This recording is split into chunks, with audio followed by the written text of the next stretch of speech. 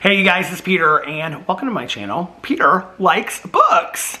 And this is a video, oh my God, I can't believe that I'm making this video. I really can't believe that I'm making this video, but I am. After much thought and consideration, we're gonna talk about the next book that I'm going to be writing. So, let me tell you about a man named Brady. No, let me tell you about what happened. Okay, so if you guys don't know, what you don't know is a lot, in 2014, I wrote a book. And the book is called The Before Now and After Then by Peter Monn. Here it is. The book is currently out of print. Do not pay $800 or $900. That is the going rate on Amazon or eBay or whatever it is for a paperback or hardback copy of it. Please do not do that. A lot of people ask me, why is it out of print and what happened? And the reason why it is out of print is that the publishing company that I was working with at the time no longer exists. And so I completely own all rights to my book. But I have decided not to upload it. I have decided not to upload it, but I've decided not to upload it, by self-publishing it. I might do that in the future. If I work with a publishing company, I might, do something with them in the future as far as like redoing the book or, publishing it again. I don't know. I have no idea. But I did write this in 2014. I'm very proud of it. There's a lot of things that I would have done differently about it, meaning like there's a lot of grammatical errors still in the book and things like that.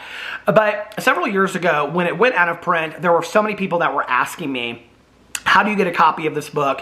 Where do you find it? Yada, yada, yada. And so I wanted to make it available for everybody to be able to listen to or to read or whatnot. And so I read, I think, like 3 chapters at a time, maybe something like that, over here on this channel. I think there's an entire playlist called The Before Now and After Then, or it's called My Book or something like that.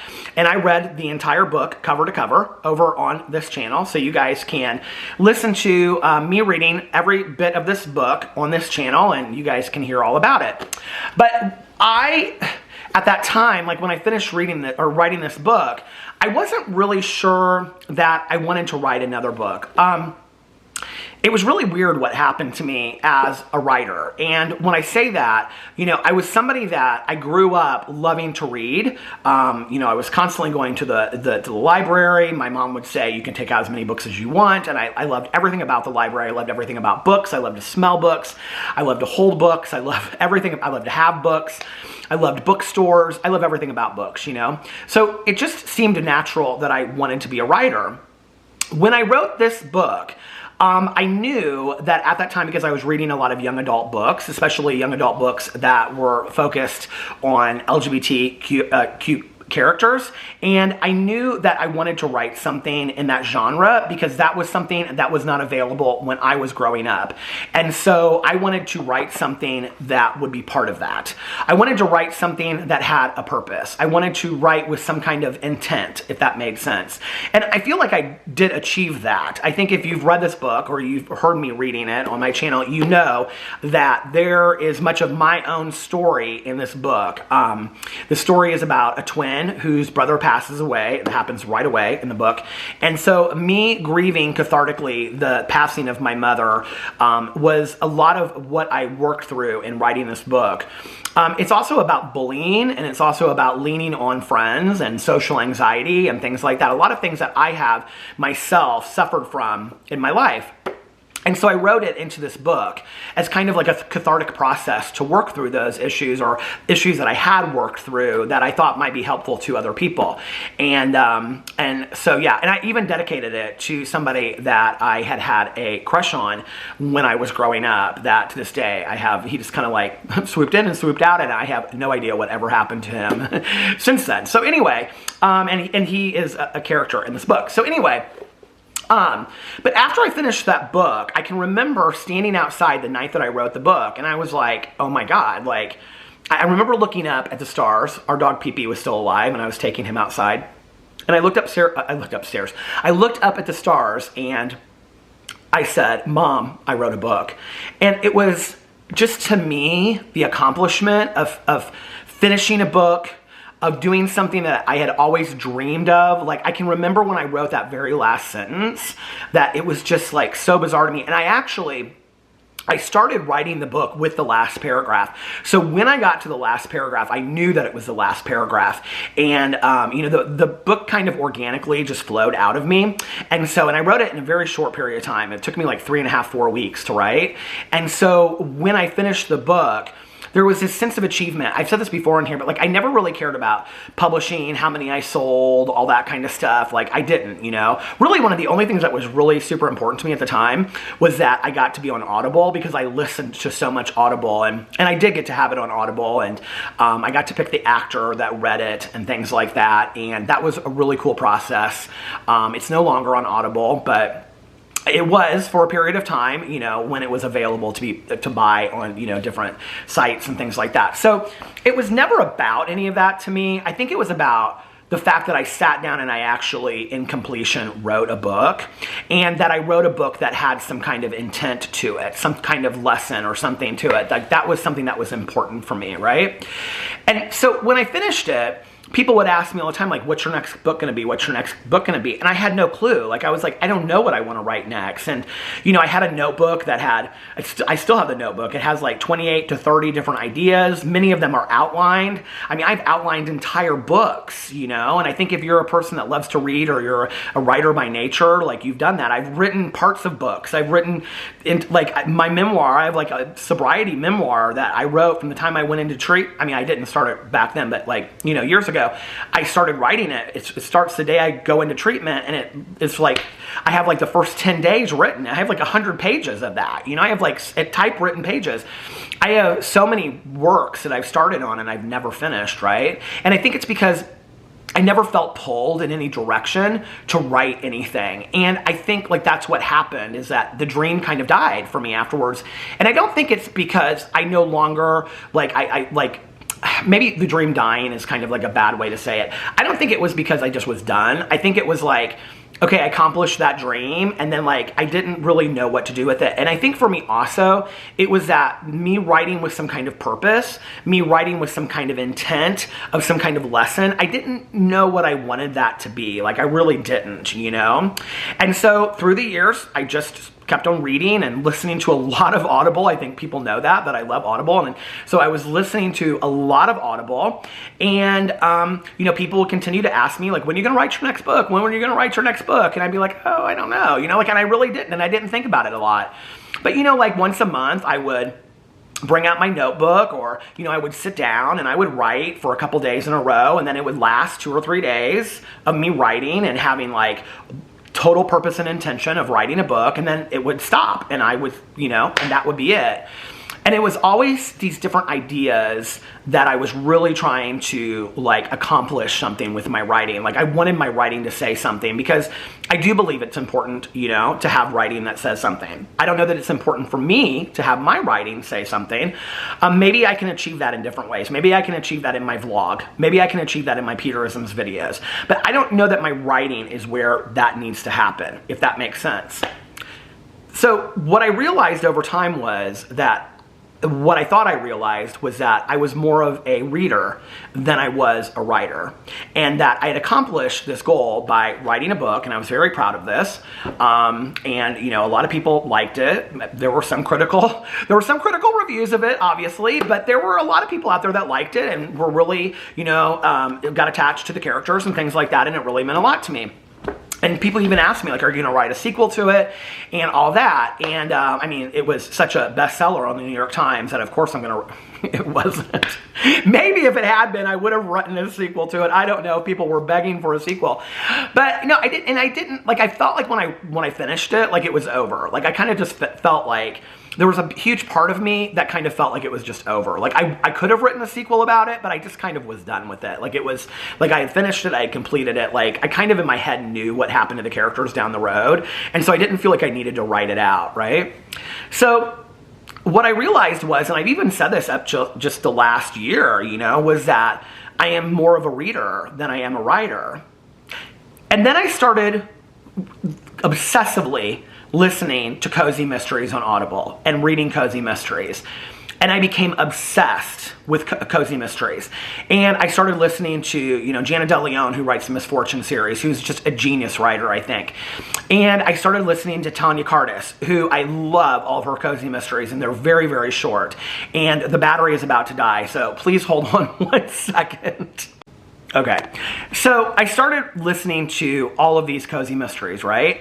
And I had all of these different authors that I fell in love with, and I was exclusively pretty much, you know, listening to cozy mysteries, and I just would like obsessively just like listen to one after another after another. And if you've watched my channel long enough, you know that like I love cozy mysteries, right? And there's just something about it, I don't know what it is, and I love when the mystery is really well done in there too. And I think there's such a craft to writing the mystery in a way that it's not like a silly mystery, but like, I don't know, like, I can't think of her name, but the one that writes the mysteries in Southern Indiana, and it was like, the first one was the woman like was found with like a cheddar biscuit, like her world famous cheddar biscuits was found like in her mouth, and she was murdered in her like diner. Like, it's just stuff like that that I love, right? Like, I feel like, and then they put recipes and the food and the scenery and everything in there. I love that so much, right? And it makes me feel very homey and very comforted.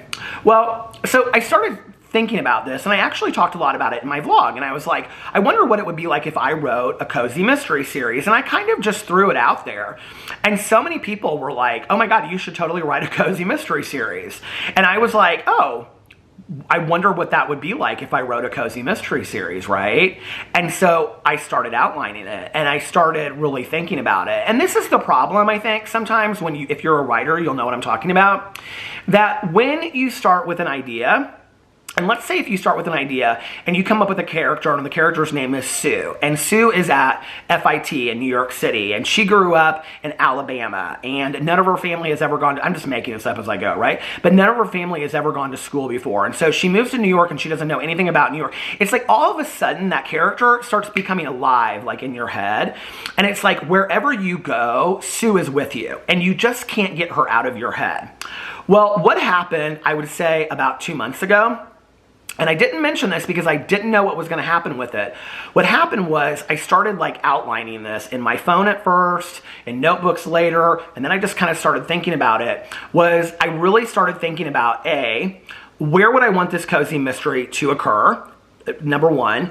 B, what would the characters look like? And the thing about cozy mysteries that is really, really difficult is that it's hard to come up with kind of like a new concept because everything's kind of been done, and then it's just repeated over and over and over and over again. It's like, okay, there's somebody that's been like, you know, that they've been like left at the altar or broken up with or something, or like a family member passes away and they have to return home, and then they move home, and then they're either like given like some kind of business, or they have to take over like the family bed and breakfast, or they open a bed and breakfast or a coffee shop or a library or a bookstore or something like that, right? It's always something like that story, and then a murder mystery occurs. It's like that's kind of the cozy mystery, right? And so I was like, what could I do that would be kind of a little bit different? And so I came up with this concept that I haven't read, I'm sure it's been done somewhere out there, about a mother and a son that would be like a teenage son that would move to this small town. And what I started realizing as I was writing it was that I could write a cozy mystery series that also had purpose and intent to it as well. It wouldn't just be a cozy mystery series. And this is the thing, is that I love cozy mysteries because they allow me to escape. They allow me to not have to think. I don't have to think too deep about them, you know? And so it's like, sometimes I don't want to read a book that has all this deep purpose to it because I don't have to like think that hard. But then there are other times that I want books that really have a lot of meaning and purpose, and like I fall in love with the characters and the characters teach me things, right? But what if I did a book that had both of those? And what if I did a book that could possibly have a second and a third and a fourth, right? Because that's one of the things that I have fallen in love with. But I will tell you selfishly, the real reason that I'm writing this is not for you, is not to sell the book, is not even to get the book published, because I don't even know if that will ever happen. I don't know if I'm going to self-publish the book or what will happen. I have no idea. I have no idea when the book will be finished. I have no idea because I haven't even started the book. I've been outlining the book like crazy. I know all the different characters I have already written down and all that kind of stuff. But for me, it will be a way for me to have something that I fall in love with and I escape again. And I started getting so excited about it, and it was the weirdest thing. I was like, oh my God, for the first time in a very long time, I'd gotten really, really excited about writing again, you know? And it's been really helpful as far as me kind of falling in love with reading too, because one of the things that happened when I was writing this book right here was I was listening to so many audiobooks. You know, I can remember at that time I just was listening to I'll Give You the Sun, and I was listening to John Green. I was listening to all of these really great young adult books, you know, and so I think like it's really helped me to push me to really want to listen to a lot of cozy mysteries to kind of like get me inspired, to motivate me. So I'm really, really excited. I have no idea when it's coming, but I will be giving you guys an update. I think what I'm going to do is I think that like every month I'm going to do a writing update. There are some channels that I love out there of writers that do like writing vlogs, and their channels are devoted to writing. I don't want this channel to become about that, but I do want to keep myself accountable and hold myself accountable. So let me tell you where I'm at right now, okay? I have all the characters listed. I have an outline of events that are for the first book, and I need to transition that into an organic following of how the book is going to happen. Once that happens, I'm going to sit down and start writing it. My goal for doing that is the first to second week of January, I would like to sit down and start writing it. When I wrote this book in 3 to 4 weeks because my the publisher at the time, she really wanted it like that quickly. She was like, if you're gonna write this, I need it by this time. I don't have that kind of rush with this book. I want to enjoy this process. I want to fall in love with it. I want to fall in love with the town. I want to fall in love with the people. I want to fall in love with the people so that when I translate them to paper, that you will be able to fall in love with them too. I have no idea what's going to happen with this in the future, but I hope that maybe you'll get as excited about it as I am. If you had told me 5 years ago that down the road I would write a cozy mystery series, I would never have believed it. I really wouldn't. But it seems very, very like natural transition for me to be the next thing that I might do. And I'm super, super excited about it. And as you can see, it just puts a smile on my face, even just thinking about this. And one little insight that I will give you that I'm very excited about. No secrets. I'm not giving any secrets away from that. But if you have any suggestions, okay, or anything, please put it in the comment section below. I hope that you share in my excitement with me. I love you guys, and I will see you in my next video. Bye.